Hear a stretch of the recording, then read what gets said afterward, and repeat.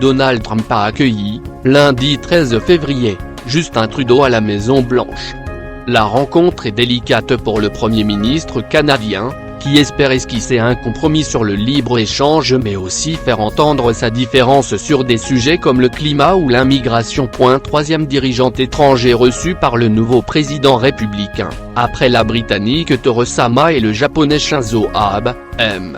Trudeau a promis de parler à la fois avec franchise et respect au président américain. Les deux hommes ont échangé une poignée de main à l'arrivée de Trudeau à la Maison-Blanche puis se sont retirés pour une rencontre privée, avant d'être rejoints par leurs collaborateurs. Lors de leur conférence de presse commune, les deux hommes ont pris soin de marquer les éléments qui les rapprochent. Aucun pays n'a de relation plus large ni plus profonde que le Canada et les États-Unis. Depuis l'élection de Donald Trump, Justin Trudeau, qui entretenait une relation étroite avec son prédécesseur, Barack Obama, a évité de s'engager sur le terrain d'une confrontation marquée avec son nouveau partenaire, mais a très tôt marqué sa différence. Différence sur l'immigration peu après que Trump a signé le 27 janvier son décret interdisant provisoirement l'entrée sur le territoire des États-Unis de ressortissants de 7 pays majoritairement musulmans du Moyen-Orient et d'Afrique.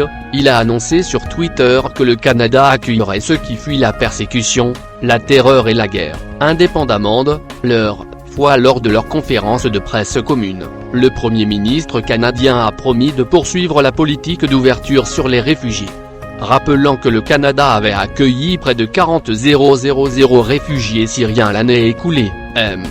Trudeau a estimé que cette politique était compatible avec sa volonté de ne faire aucun compromis sur la sécurité. Mais au cours de cette rencontre, le président américain a défendu sa politique de bon sens sur l'immigration.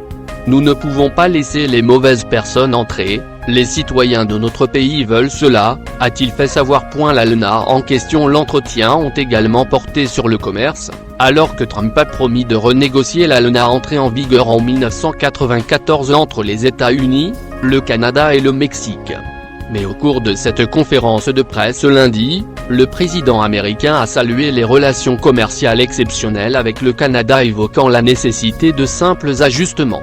La volonté de Trump, même s'il vise publiquement le Mexique, de revoir les termes de l'ALENA préoccupe toujours les dirigeants du Canada, dont 75% des exportations sont absorbées par les États-Unis. Le Canada est la première destination à l'export de 35 États américains. La renégociation de l'accord s'annonce délicate. Jugeant que l'ALENA, accord vieux de 23 ans, était une catastrophe pour les États-Unis et très injuste pour le travailleur américain, Donald Trump a jusqu'ici été nettement plus virulent sur le Mexique que sur le Canada. Lundi, il a ainsi jugé que la situation avec le Canada est beaucoup moins grave que ce qui se passe à la frontière sud, avec le Mexique.